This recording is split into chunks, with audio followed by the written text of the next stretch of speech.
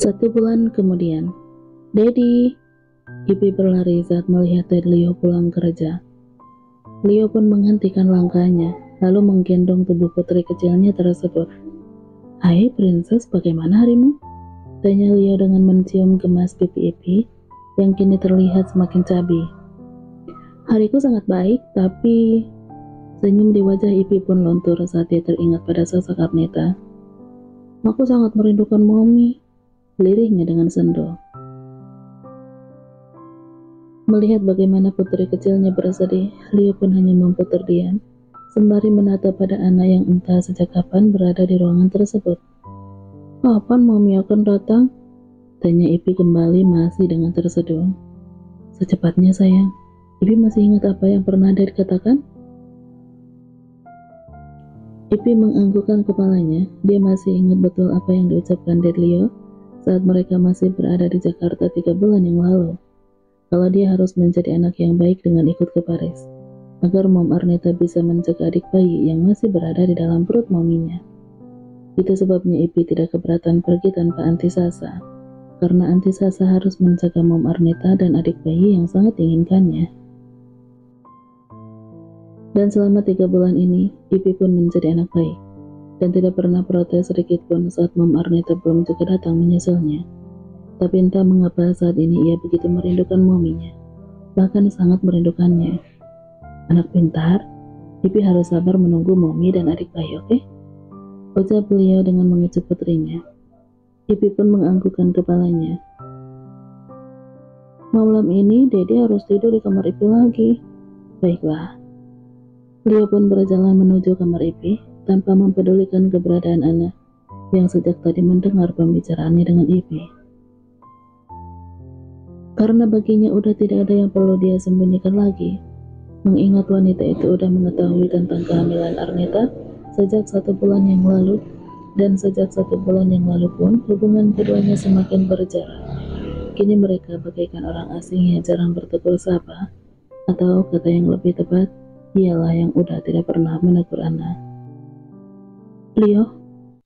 Ana yang sejak tadi menunggu suaminya di luar pintu kamar Ipi, langsung menahan langkah Leo dengan memeluk pria tersebut dari belakang. "Lepas Ana." Ana menggelengkan kepalanya masih dengan memeluk erat tubuh tegap sang suami. "Aku merindukanmu, sangat merindukan kebersamaan kita dulu," ucapnya dengan lirih. Sungguh, Ana begitu merindukan sosok Leo Richard yang dulu. Sosok yang hangat yang selalu menyayangi dan tidak pernah sekalipun mengabaikannya. Dulu hidupnya begitu bahagia karena selalu menjadi yang utama bagi pria itu. Bahkan apa yang diinginkan Ana selalu dipenuhi oleh Leo. Tapi itu dulu, karena semenjak suaminya bertemu dengan Arnita, perlahan berubah begitu dingin dan selalu mengabaikannya. "Ana, jangan lepaskan, aku mohon, biarkan seperti ini dulu."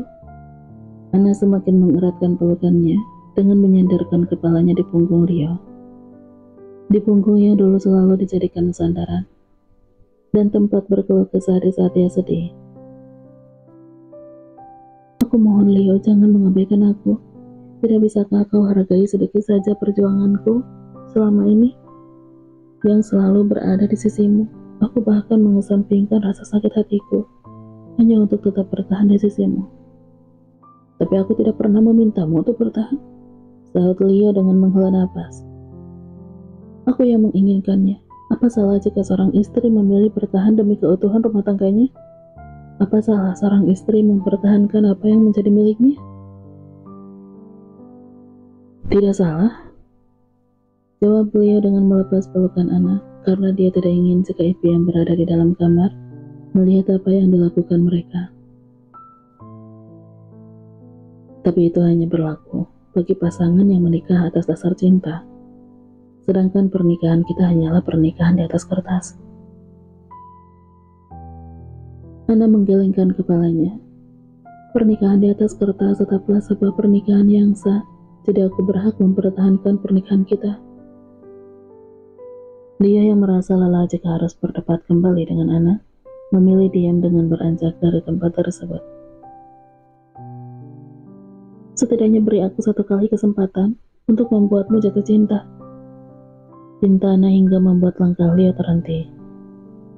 Buka sedikit aja hatimu agar aku bisa meraihnya. Leo menggelengkan kepalanya dengan cepat. Percuma, Ana. Karena hal itu hanya akan membuatmu sakit hati lagi. Kau belum mencobanya, kenapa yakin jika aku akan sakit hati lagi?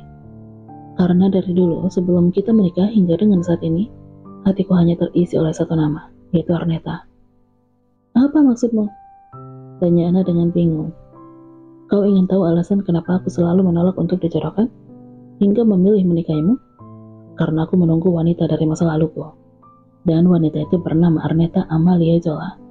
Dia wanita pertama yang aku sentuh dan menyentuh hatiku. Ana yang terkejut sampai tidak bisa berkata-kata. Jadi, Arneta adalah Amalia. Sungguh dia tidak menyangka wanita yang pernah diceritakan Leo dulu adalah Arneta. Ya Tuhan, kenapa kisah percintaannya selalu dipermainkan?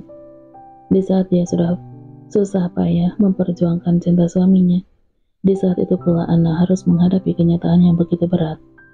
Untuk merebut hati Leo dari Arneta saja, dia sangat kesulitan. Apalagi sekarang saat mengetahui Arneta adalah Amalia, sosok yang sempat diceritakan Leo sebagai cinta pertama pria itu. Jadi lupakanlah keinginanmu itu, karena sampai kapanpun hatiku hanya milik Arneta, milik wanita dari ibu anak-anakku.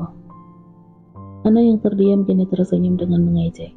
Tapi sayangnya wanita yang kau cintai itu tidak lama lagi akan menikah dengan pria lain.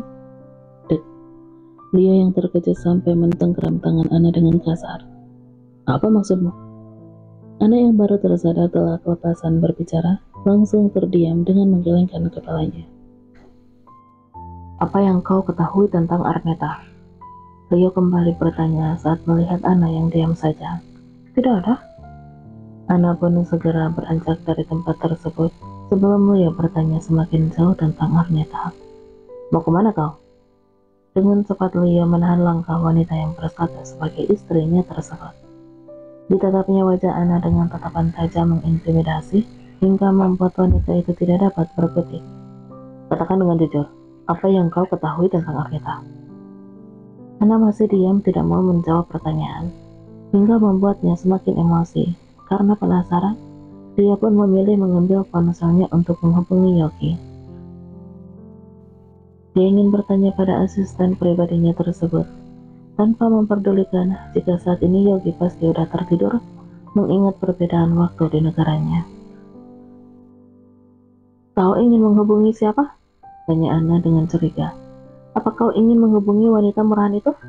Ana, sentak Leo dengan penuh amarah hingga mengangkat tangannya.